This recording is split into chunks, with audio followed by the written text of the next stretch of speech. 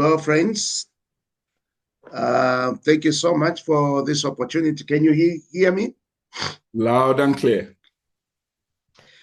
And I want to appreciate Brother TK for the opportunity that I have to present on this platform, the platform we love, the platform we enjoy. And I want to greet all the friends that I know on this platform and all the friends I've heard of. This is the first time I'm hearing the voice to Sister Bogere. Thank you so much, and many others. Some I've heard, some I've met. Sir, that's not accurate. We met in Togo. I sat in your class very briefly because my husband, Dr. Bogere, is your student. Sure. Oh, yes, my sir. God. Yes, sir. So you are accompanied Richard. I admire your leadership and your teaching greatly. You taught my husband. I forgot that we've met. All right. Yes, sir. Yes, sir. No, thank you so much. People from all over Africa and outside, you're welcome. Thank you so much. An opportunity for us to go through just a model of transformational leaders. I have called this model leaders of sackcloth. Leaders of sackcloth.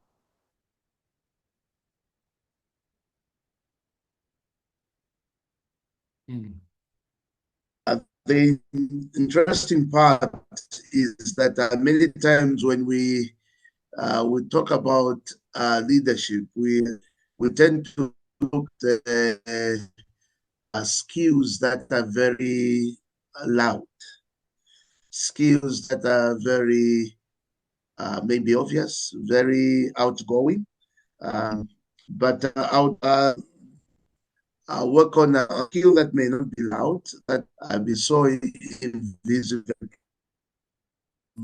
I want to call this leaders of sackcloth. So I want to present a model from right Bible. Maybe some of you do not read the writings of the Bible.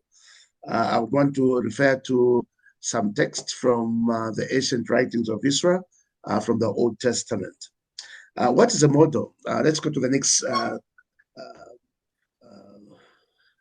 This would be a challenge. TK, can you? Yes. What is a model? A model is a miniature representation of what could be in reality. So we are looking at something that has been seen, worked on, used somewhere, and then with it, having studied it, you can upscale it. You can share it some places as a representative. So when we're looking at the model, we are looking at a small miniature picture. It could be a prototype. It could be a prototype of concepts, of writings, prototype of innovation. You do a model that hopefully facilitates understanding of how a particular thing works. And so that people can easily pick on that or can use it. It's something that we do in research all over in academia.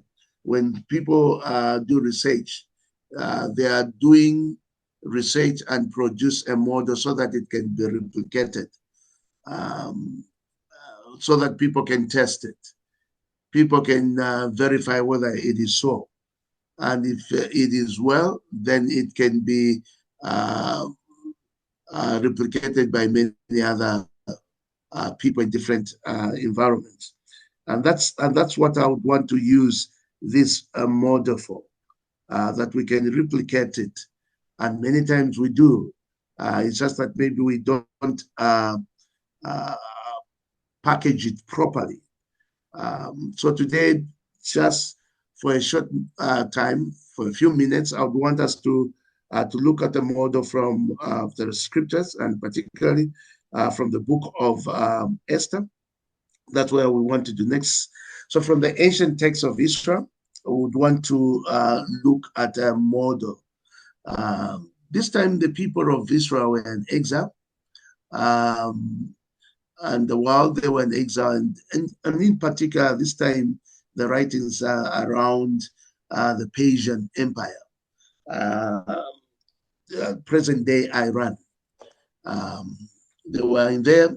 The Persian Empire was in power, and some of the people of Israel were dispersed, and they were living in that diaspora in Persia. While there, they experienced a lot of the good, the bad, the ugly, and at the same time, they experienced the protection of the Lord. And this is one story where the protection of the Lord is seen and exemplified for us to just stand in awe of what God can do. Next. And in this model, I would want to emphasize that as I began, that the skills that are being shown in this model are not the loud ones. They are the muted ones, are the invisible ones. So you come to realize that great leaders are not always presidents or kings or generals. Most times they are ordinary people, such as gatekeepers. And we would want to look at one, Mordecai, a person who was a gatekeeper, who was a leader in exile, accepted as a leader among his people in exile. So we would want to look at his story and how, by his wisdom, magnanimity, he was able to avert a genocide. Next, Mordecai was, some people tend to think he was a cousin or an uncle, but a relation to a person who later became a queen. Her name is Hadassah. She was later called Queen Esther. And but the person behind her strength is this person, the uncle called Mordecai, and would want to use his way of leading as a model of transformational leadership. Next. The central pillar to this model, or the central core understanding, is that transformation leaders are not defined by position, but by purpose, conviction, and courage. Leaders, when they have positions, leaders are leaders whether with position or not. Leadership is influence, is how we exert influence through steering people's vision. That's what leadership is. However, leaders have got an advantage when they have a position, because through a position, then they access, keys of authority and keys of power, so they can be able to influence further and stronger. But position is not leadership. And in this particular model, we would want to emphasize that it is better done when people are very convinced of their purpose, of their conviction, and they use courage to propel their level of influence. And they are transformational leaders. Next. In the book of Esther, I'm not going to be going through it, but just for the sake of giving a background, you'll find these 5 characters: the king, Ahasuerus, or Xerxes, that's another name. Then Queen Vashti, the first wife to Xerxes. Then Hadassah. Queen Vashti was dethroned, and Hadassah was later enthroned as queen through, just different ways of God's provision and providence. Hadassah was placed as queen. Then Haman, the king's favored advisor. Kings would have advisors, but one advisor I loved very much, the one he would constantly go to, was Haman. Then we have Mordecai, the uncle to Queen Esther. Mordecai was not really well known as related to Queen Esther, who later became queen, but he worked in the shadows to support, to strengthen, to inspire the niece. But he used also to work in the gate, where people of influence would sit, where people, they would carry the conversations of the city. They would narrate strategies, economies, business plans around the city gate. Next, this Mordecai. Next slide. This Mordecai, while going through relationships and conversations at the gate or at the city gate, where leaders would congregate and talk a lot of important issues, he came to understand of a plot.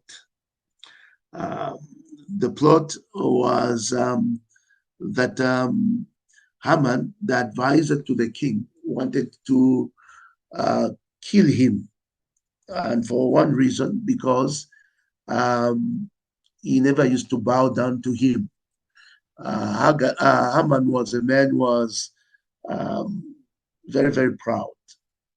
Because of his position, he wanted everyone to really grovel in the sand and salute him. But Mordecai never used to have that. He refused to do that.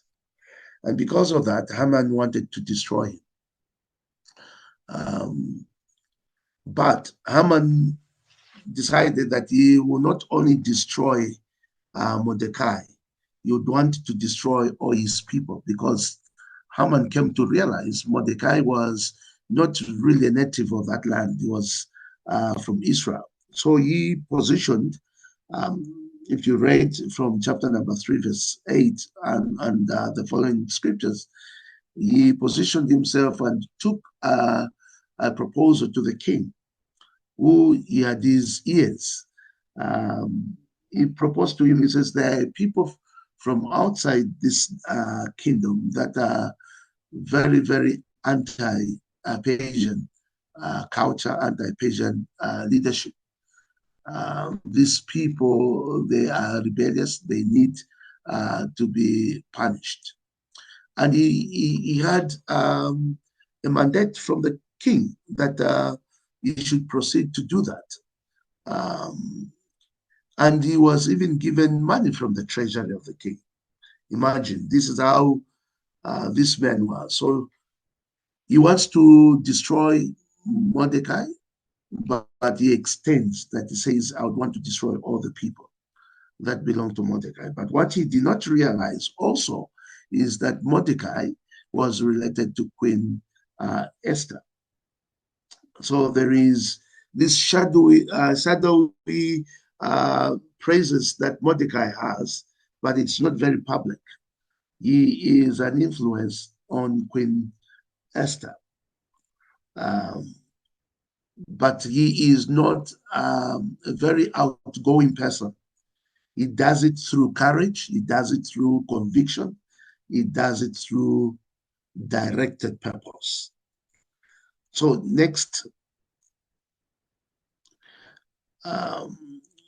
when we talk about this form of leadership, we also unmask Haman. So we do a comparison, it's a foil. Mordecai is a great leader. Haman is a leader also in his own kind, but he is a foil, a negative. So you compare the two. So when you talk about the greatness of Mordecai, you see also the disadvantages of the leadership of Haman. Haman's leadership is loud. He wants to be known. He wants to be seen. He wants his influence to be applauded, to be spoken highly by everyone. So, but leadership by Haman is unbalanced. He is conceited, is driven by immoral ambition. He is a wicked leader. But his philosophy is for you to be known as a leader, you must be feared. That is his philosophy. You must be feared. Everyone must bow down to you. Great leaders are feared. That is his model of leadership. Well, the leadership of Mordecai is leading from, the back, using firmness, being strong, being courageous. So he's a direct opposite of Haman. He's better described, if I were to describe him, as a humble leader. A humble leader. Esther chapter number 4, verse 1. When Mordecai hears that Haman wants to destroy him and destroy everyone, he did something. He started mourning and put on sackcloth. That's where I pick this model. So on the next slide, again.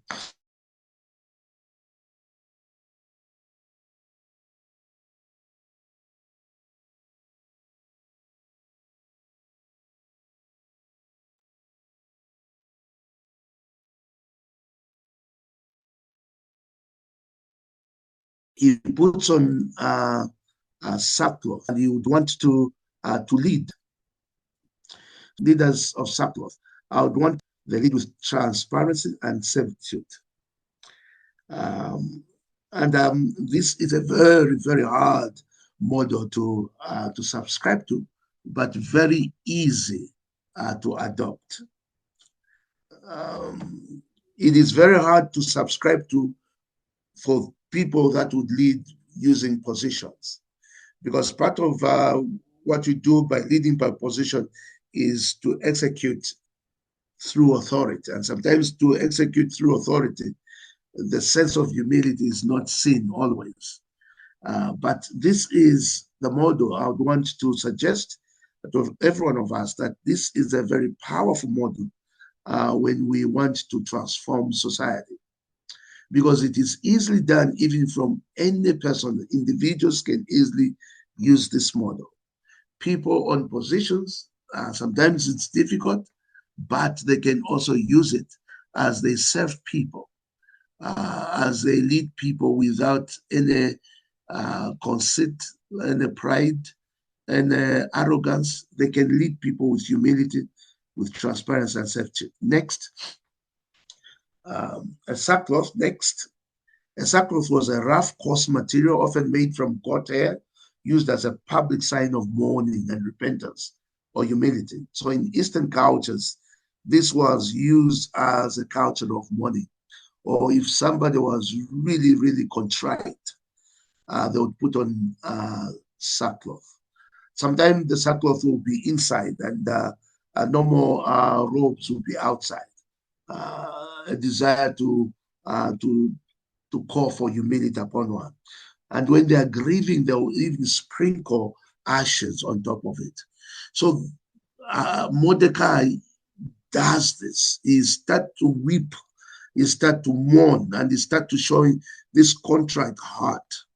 He is demonstrating vulnerability. He's demonstrating transparency. That's what he's doing. He's not demonstrating weakness, but he's demonstrating vulnerability. There's a difference. Next slide.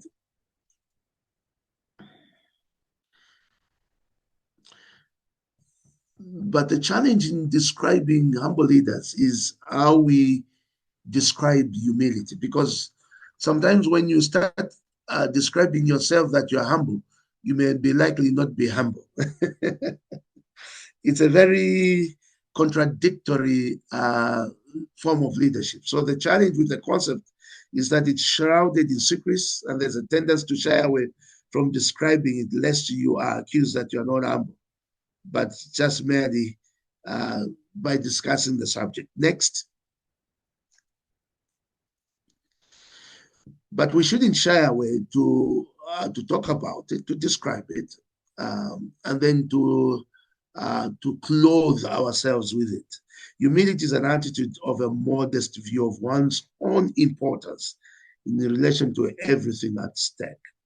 So humility really is esteeming others more than you are.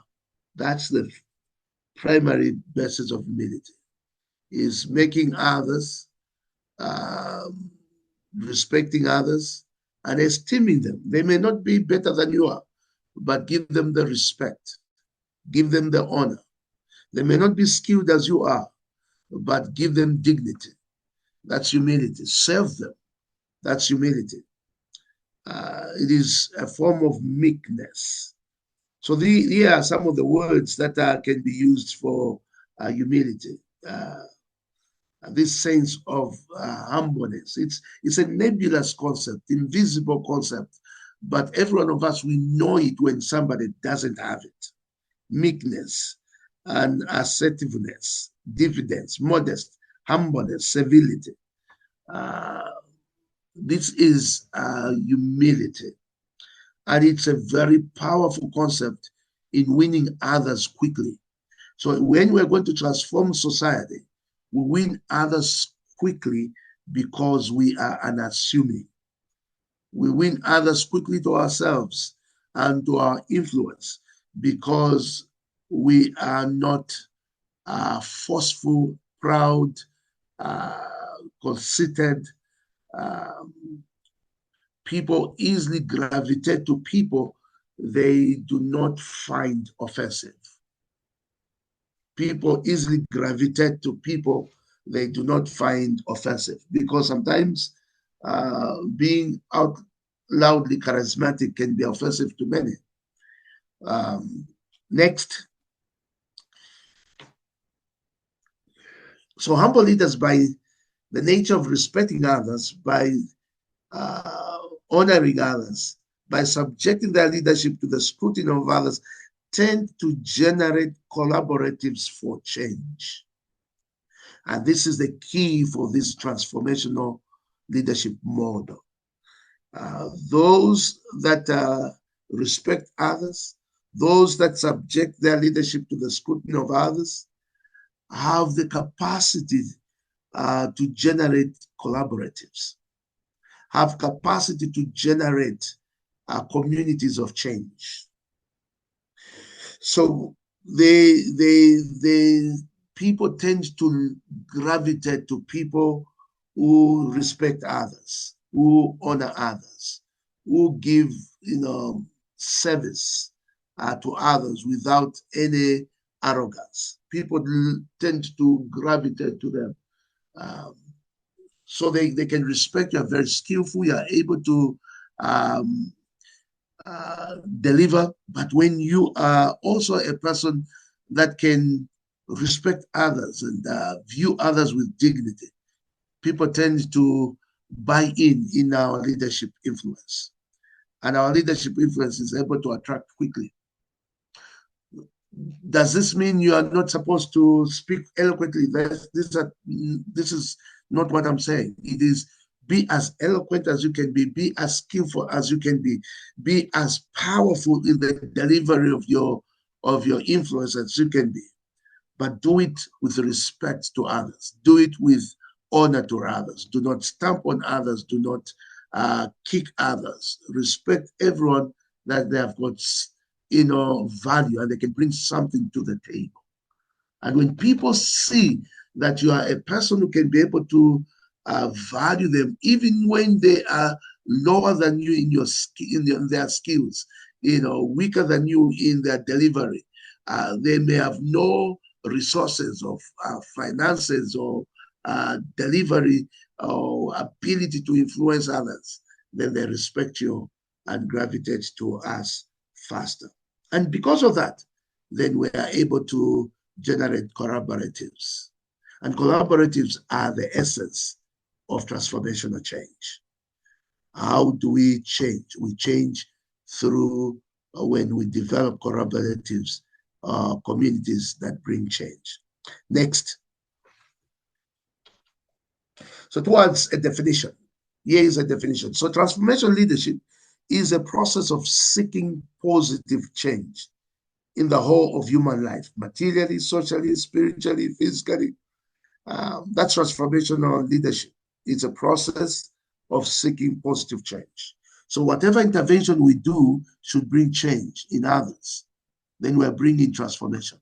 And the people that are always passionate to bring that change in others are rightly called transformational leaders. They're the ones that are seeking that they bring a positive change in other people's situations, a positive change in other people's lives. And because they wanted to do that, they can rightly be called transformational leaders. And I am suggesting one model of doing it is through a model of leaders of Sackcloth. People that do it through humility, transparency, and through courage. Next. Take next. Yes. So basically, transformation leadership is at the foundation, and this is a key, of persuading others or society to change our choices, which ultimately changes our way of life. I think every one of us on this platform should be aware of the basic components to transformation. Transformation does not happen until people change. Whatever change is, whether change in their mind, change in their skills, change in the way they approach to things. And part of the model, part of the component to do that could be through service and products. So we bring transformation. So, but this form of transformational leadership I'm presenting today is the ones that persuade others or society to change their choices. Because society does not change until they are presented with the reality of their choices. No one changes until their way of decision making, their choices are affected. So I can present something to somebody, and if they don't want to follow it, they'll not go through a change. So choices is what must be affected. Decision making is what must be affected. And to do that, transformational leaders are the ones that persuade. So they do a form of persuasion, a persuasion that people should change their choices. And Mordecai did that. Let's go to the next. When Haman decided that he's going to destroy people, Mordecai had one key in his hand. He was to persuade Esther, Queen Esther, and develop a collaboration in which they can be able to have influence in their own community so that they can bring a change. So Haman, who was very dehumanizing and scorning, had a different form of leadership by force, while Mordecai was leadership by persuasion. So he persuaded Esther, just one person, persuaded a person who had influence to go to the king and talk to the king and inform the king that Haman was about to destroy a people, and that people included her, Esther. Esther, in hearing the sentiment that came from the uncle, she dragged her feet. And she did not know how to go about it because there were cultures in which she couldn't just easily walk into the chambers of the king, even if the king was the husband. In those days, it was different. But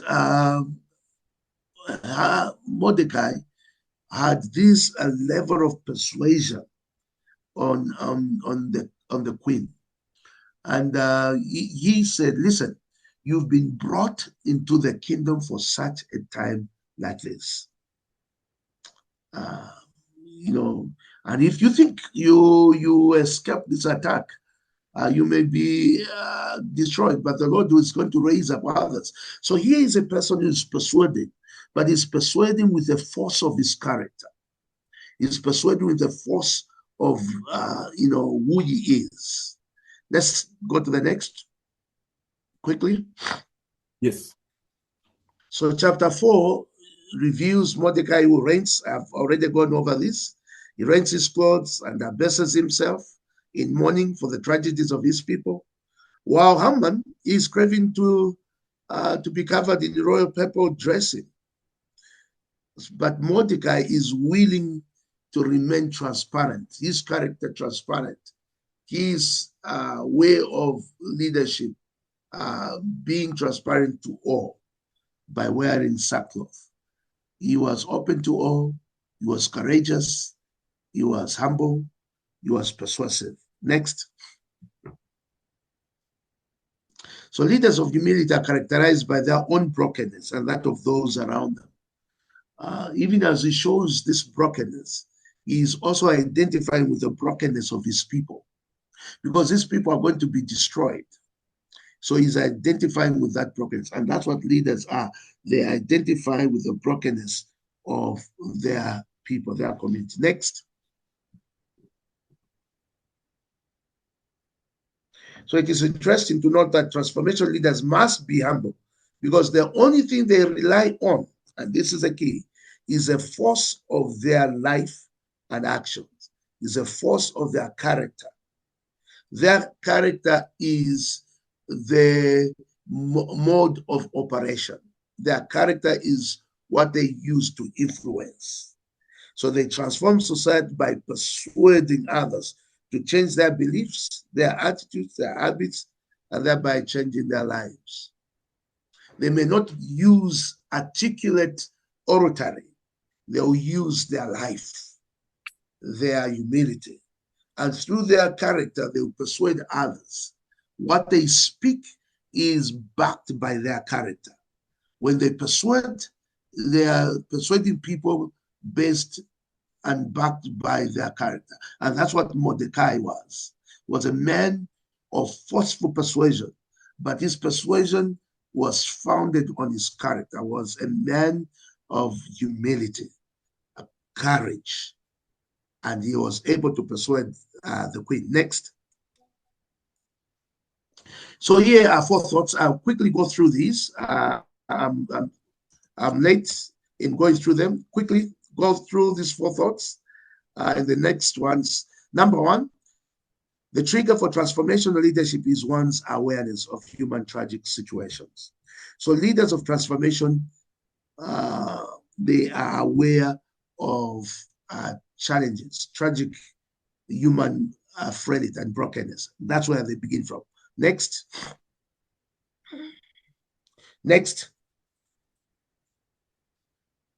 Transformation and humble leaders are moved by life assignments. So whether it's on an individual basis, whether it's on a community basis, there is always an understanding raised for such a time like this. And that's what Mordecai is trying to persuade Esther. This is your assignment. You are raised for such a time like this. So transformational leaders, they recognize that. They know we are there with an assignment.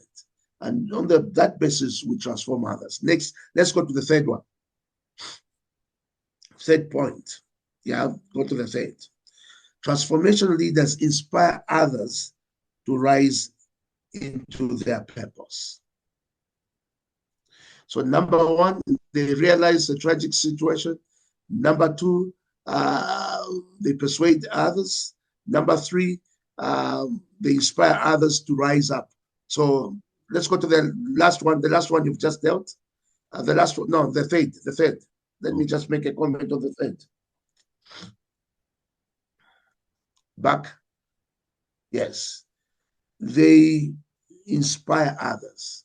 So we inspire others through our character. We inspire others through our skills, we inspire others through our persuasion. But the persuasion is towards change so that there can be transformation. Let's go to the fourth one. Transformation leaders persuade others about the dangers and the brokenness of the society. They develop collaborations for hope. And that's what Mordecai did. He sees danger.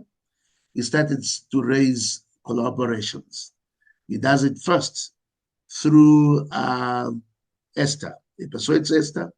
Esther persuades workers to start fasting with her. Mordecai also starts fasting with people outside. They are all with this collaboration, but it's a collaboration for hope. And that's what transformational leadership is. How do we change? We can't change by ourselves. We can change society by raising collaborations of hope. Next slide. When they changed and Haman was found out to be a bad leader, they set up the day he had announced that they would destroy everyone is the day also they destroyed Haman. And since then there was a festival of Purim. They celebrate up to today. Up to today, Israel celebrates the festival of Purim to talk about preservation, to talk about protection. But it was one man who never kept silent, who said we have to do it because there is danger. Next. Let's go towards the end. Transformation leaders are not silent, but the unfortunate thing is that a lot of us, we don't want to persuade others. We don't want to work in the tragedies. We don't want to soil our hands with the difficulties on the street, difficulties in the our ghettos of our urban centers where there is huge poverty, in the rural areas where there is challenges. We don't want to get soiled, but it's important for us to be part of that. Next, as we come to the end, this is a quote. A lot of us, we know it. It says, all that is required for evil to triumph is for good men to do nothing. Mordecai, a man of Sackcloth, decided, no, I'm going to do something. He could have run away, but he said, I'm going to do something. And he persuaded others. Next, and we're coming to the end now. Every community needs humble and transformational leaders. This is the conclusion. Because human context is full of challenges. So one person at a time can be persuaded. We may not have all the resources, but the persuasion of our character is the basis for transformational leadership. Thank you so much. Thank you, Dr. Luenshia. It's always a joy and, very insightful to sit under your teaching, and we're so grateful for your time today. Well, dear friends, as usual, this is a time to engage in the form of question or comment, contribution towards the presentation. So please identify by raising your hands, maybe signify using the reaction to let us know if you want to have something to say, quite in form of question, contribution towards the presentation. But once again, Dr. Luenshia, thank you so much. You've raised a lot of issues, and definitely, everyone has picked different things from your presentation. But quickly, let me go through the chart. Very insightful and challenging, profound presentation, sir. Thank you. Well, those are some word of appreciation from the participant. Okay, so the floor is open for question, comment, contribution. Okay. So we have a question now that is from Reverend Bongere. How will you encourage someone who find they are not sackcloth leader become the leader because they learn to the only to be strong, bold, and charismatic? Okay. Is that question clear? Yeah, it is clear. It is clear. Good. And this is a very important question, because sometimes we have different models of leadership, and the leadership my sister is talking about has been projected also as the new form of leadership, where we are calling for strong, bold, charismatic, loud leadership. And we don't work through in the humble sense. The very first thing really is awareness. Self-awareness is a very important thing, because when we deal with self-awareness of ourselves, of our skills, and our who we are, we will come also to realize that we also have deficiencies. That's part of the growth and the direction of being self-aware, is not just being self-aware of your great side. You also become aware of your weak side. And when we balance those things, the weak side and the great strong side, when we balance them, it starts also teaching, training us to understand that there is a way we can temper our emphasis through humility. Number one. Number two is really a mindset. It's put on a mindset. Permit me to quote the scriptures.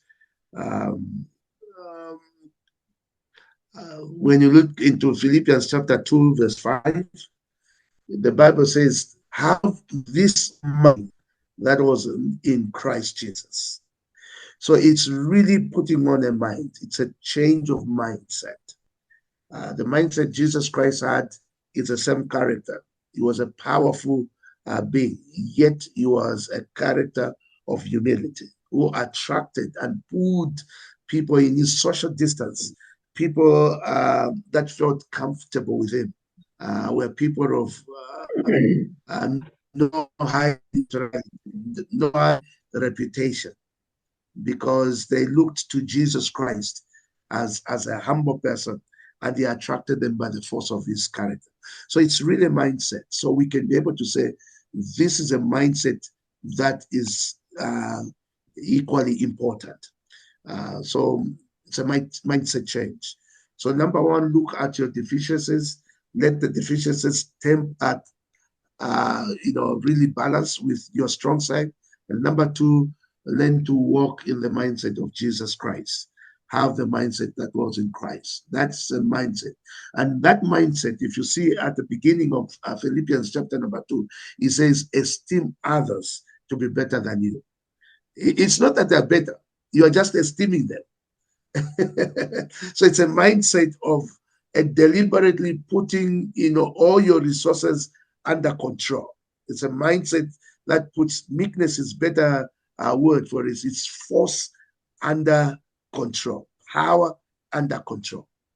So you are esteeming others. You are respecting others, not because they are better in knowledge, not because they are better in skill, but because they are human beings and you are treating them well. You are respecting them well. And now when you start raising the collaborations, you persuade them together through the force of that power. I hope I have helped a little bit in there. Thank you.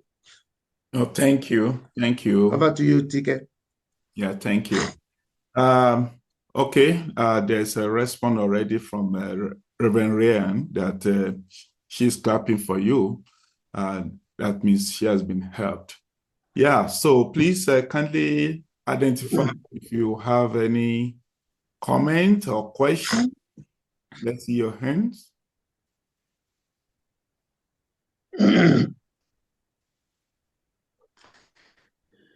Okay, we have. There is a question at the bottom there. There is a question at the bottom. Maybe I can read it. Okay. How do we build or connect this model to the history of salvation? What is the position of the book of Esther in the history of salvation? In the history of salvation, first and foremost, it's how God gives providence to His people. Providence is a unique trait for God. Is a unique quality for God. Providence is that God, by His holy, wise counsel, decides to take care of His creation and provides for His creation. That is a basis. That's providence. So providence is at the basis of salvation. Without providence, there will be no salvation. So at the basis of providence, so God will protect, will take care, will provide, will give security for His creation. That is providence. He will do everything to do that. And part of that is to provide, to protect His people. So we see how He does, He gives providence to this portion, to this group of the people of Israel that are in exile, and He's protecting them. And through them comes the essence of salvation through Christ, because God decided, not because they were powerful, not because they were good, but by His holy wisdom and counsel, by grace, He chose the nation of Israel, and through them He unmasks His glory, He unmasks His salvation, but to deliver to the whole world, to deliver to the whole humanity. So we see that there. But this is how I would also still that as we see the history of salvation through all the literature of the scriptures, we should also see that there are many other truths that God unveils through. Yes, the red line, the red code is salvation. But the whole counsel of God is that He also unveils providence, unveils leadership. He unveils all of these wonderful truths for us. So yes, Esther is connected to the salvation of our lives, because God demonstrates providence there and demonstrates the protection for the people there. It's a providence of God. And that is the foundation for the truth of salvation. There will be no salvation for humanity without God's providence. And God's providence is at the basis of the creation of the universe. Without it, there will be no Him loving us and showing salvation for us. That's how I pick it. I know that's a trajectory of theology there, but thank you so much. Thank you. Well, well explained, and I appreciate that you pick it up, and I didn't see that, and that's quite amazing and a good question, and I appreciate the response. Okay, Brad David from Zambia, your question or comment? Thank you so much, sir, and thank you for such a very profound presentation, thought-provoking and extremely challenging. Coming from, looking at the environment we are operating in, where you can literally see that the men that are meant to be transformation are not given the platform, or probably they are scared to come forward and lead the transformation agenda. And I think you made a very profound statement when you say the good men seemingly they don't want to be sought, they don't want to get into the thick of things and bring about transformation. Now, I love this platform extremely humbled to be part of this platform.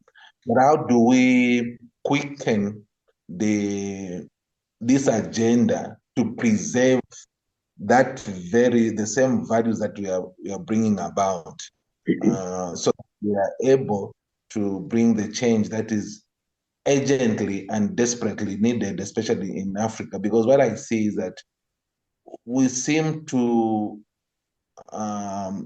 allow self-preservation to take center stage, and the raising of the priesthood is not so much emphasized even from the childhood. How do we now, because of what you have really presented, how can we make this become a culture, be deliberate and intentional, spread it across the entire continent? Because when we preserve these people, then we know Africa is in safe hands. Then we know the church is in safe hands. Because I believe that the Bible is written for our understanding, because it's already written. So we can come up with deliberate strategies and intentions that begin now to become the very culture that has to be preserved. Thank you so much, sir. Okay, thank you, Brother David. Dr. Luisha, if you will allow me, because of time, maybe to the other two hands, you can allow them to ask, maybe if they can be related. Is that okay with you? Yes, Okay. proceed.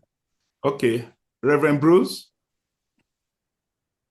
Thank you so much for such profound teachings, Dr. Lucia.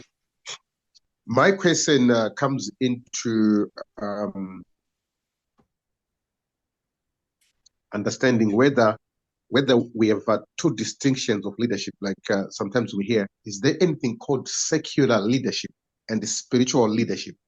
I'm asking this question because when you were teaching, you looked at two characters, that is Haman and Mordecai. They are all in the same place, kind of. Then are we able to say that there is secular leadership, there is a spiritual leadership, or at least the principles of leadership are just the same, whether one is a believer or non-believer? Okay, thank you.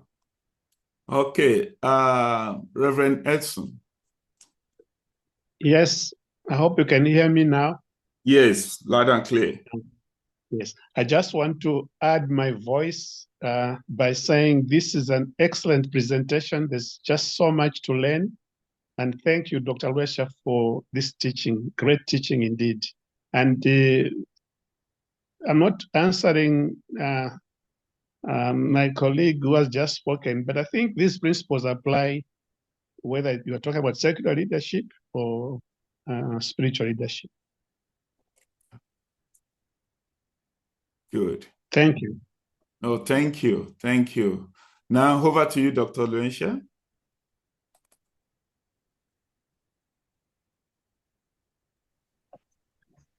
Thank you so much. The first one from David from Zambia, I guess. Yes. How do we amplify? How do we pass it on? I think part of our whole challenge of leadership really is how do we pass on to the next. That's where Paul talks to Timothy, 2 Timothy chapter 2, verse 2. These things you have received from me. This pass them on to other faithful who will be able to pass on to the next. So you come to realize that you pass on these. That's a challenge. How do we do that? First and foremost, I'll just suggest a few. These are not complete. The first is through what we have talked about as a person. Mordecai was one. He was able to persuade another. The other she was able to persuade her people around. Mordecai persuaded others. It became a movement. So really, if you have seen, I use the word that there are people that are they are driven by purpose and conviction, that what they are doing is an assignment. They are so driven that it's an assignment. Even if they were to touch one person, that person is so influenced because they come in contact with a person who is really, really driven. They are driven with an assignment. You've come to such a time like this. If we can be able to, even individually, we can be able to persuade others and tell them we've come to such a person, such a place like this. You can influence, you can bring a change, then becomes a movement. So from an individual basis. Number two, from the platforms where God has allowed us to do what we can do. A lot of us, we have places of influence. We are teachers, we are leaders, we are mothers, we are fathers. From the position where we are, that's a position God has given us as a leader, a place of influence. But far and above, far and above, far and above, we need to have something in our curriculum on mindset change. Because essentially this what we are talking about is a values-driven leadership. Values-driven leadership. And our values are not inculcated easily. They're inculcated first by foremost by observing. And that can only happen when we start having a mindset change. I think we jettisoned a lot of stuff in our in our move for modernity when we stopped teaching values in primary school, in kindergarten, in nursery, or in Sunday school. We need to really to talk about values. So, and then celebrate values that may not be respected by others. A value of humility may not be respected by others. So it's something that we now start celebrating. So if we have a capacity to develop a curriculum in primary school, secondary school, college, I think we need to start talking about values. How do values impact our leadership delivery? And I think that's one way to do it, Brother David. What you have asked is a question for the whole education ministry, for the whole church. That question of how do we transfer our values of strength to others? It's a big question, but we can begin somewhere. The good thing that I talked about is we understand our tragedy, and then we start moving towards. So one tragedy we've understood is we've lost to these values. How do we now go back to one person at a time? You may be Sunday that will influence Billy Graham, and most of us we've never heard of Billy Sunday, but we've heard of a Billy Graham. So one person at a time. You may have, if you're a teacher, you may be teaching a president who will come up in the next 10, 15 years. All you need to do is do it well. Whatever you're doing, do it with passion, do it with conviction, and challenge the people that you are leading. You've come to such a time like this. The next one, is there a difference between sacred and secular leadership? In the delivery, no. In values, yes. In the delivery, because influence is how you exert, this capacity by steering. That's influence. You steer people to a certain direction. Okay. Rather, you steer people's passion, inspiration, dreams. That's one way. Influence is also steering, S-T-E-E-R-I. You steer people to a particular direction. You give them a vision. You are telling them this is the way to go. So that is leadership. Essentially, those are the two major ways we influence. but the values differ. The values that we carry differ. For example, the secular leadership, they aim for profit. They aim, for achievement despite who they step over. But biblical leadership, it values dignity, values the life of a person. This person was created by God, and Jesus Christ came and died for them. So the character, the values that we bring in our delivery differs. But I always say leadership is amoral. When you look at the delivery of leadership, it is neither negative or positive. It is the values you bring in. It's you who make what type of leadership should be. Thank you so much, brothers and sisters. Thank you. Thank you so much, Dr. Luensia, for the response to those two questions. To all the questions. Leaders, because of our time, we are already 10 minutes to wrap up for today. We want to start wrapping up today because we have one or two things to do before we wrap up for today. Well, quickly before we do that, I want to just see if there's a all word of appreciation here. Reverend Lakan from UK express appreciation to the presentation. As we all know that Reverend Lakan has been our frequent speakers on this platform. So thank you for joining us tonight. That was great to have you and the comment. So we have Pastor Lojo. Thank you, sir. This is kind of leadership we need in the society.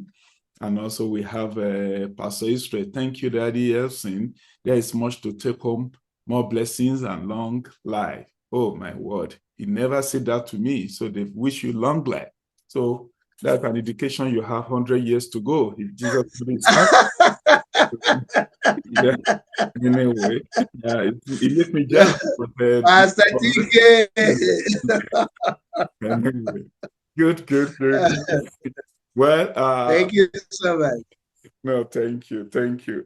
Well, you raised something, and I want for us to really think through that, because for transformation to take place, it has to bury or sit within the mindset. And it's a big thing that it needs to be out there in our schools, even in our teachings at churches and whatever platform God has given us. There's need for mindset change on the continent. And that is when Africa can move forward. Most of the time, we are highly reactive. We are a highly reactive society, not proactive. And mindset will help us to see the bigger picture of life than what it is now. So thank you for raising that. I just thought it's a good thing that we need to start talking about it and encouraging one another towards that as a leader. Then lastly, from Reverend Morris Kudova, this is a great teaching on the topic of transformational leadership. This is needed for the body of Christ and the global world. Thank you, sir. Well, leaders, this is a platform whereby we come together. Not everything will be discussed, but it's a way of giving ourselves a tip to wrestle, to train over the couple of weeks, and also engage, interrogate with others, leaders around us. So I just want to say thank you for coming on the platform today. We all know that Dr. Luensia couldn't join us last month because of an incident that took place.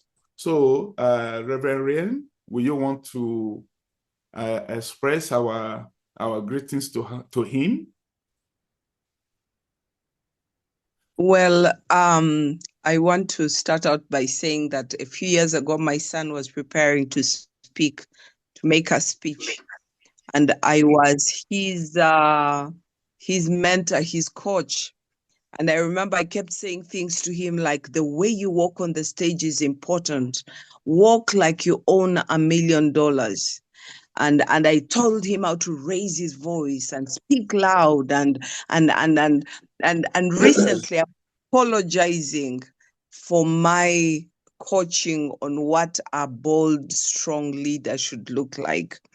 And my son, very fortunately, has turned into quite a humble young man. but I'm thinking if he had actually listened to me, and if I had gone that direction, I was going into the fake it until you make it kind of leadership, instead of a transformational leader who is who I love the idea of being called a sackcloth leader. Dr. Luesia, when I met you in Togo, I felt like you embodied the teaching you just made this morning. And I truly, truly appreciate it. I truly, truly appreciate it.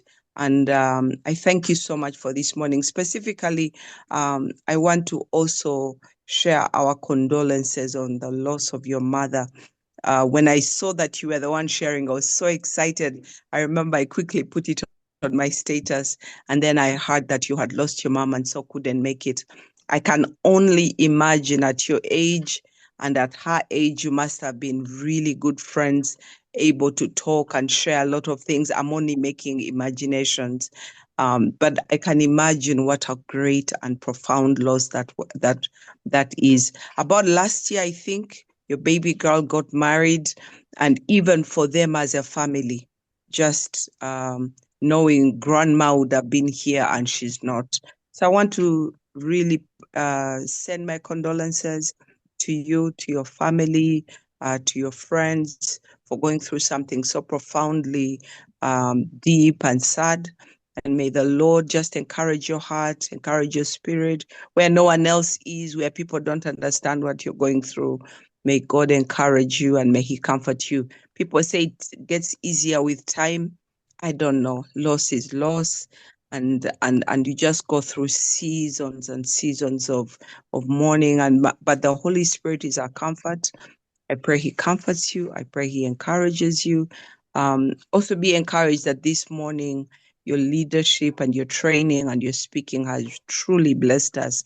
And so may those doses of encouragement be a blessing to you and your heart. God bless you. And thank you so much. Thank you, Reverend Tike, for the opportunity. You're welcome. You're welcome. I did mention this, all the messages that we sent, that was sent to the platform was faithfully forwarded to him, and you received our greeting already. So we just felt that having you this morning is a good opportunity for her to just express as a group. So we appreciate you, sir. And also we thank you so much. Let me just say thank you so much. And I apologize that I did not acknowledge all the messages that came. I did receive. Thank you. Thank you. God richly bless you.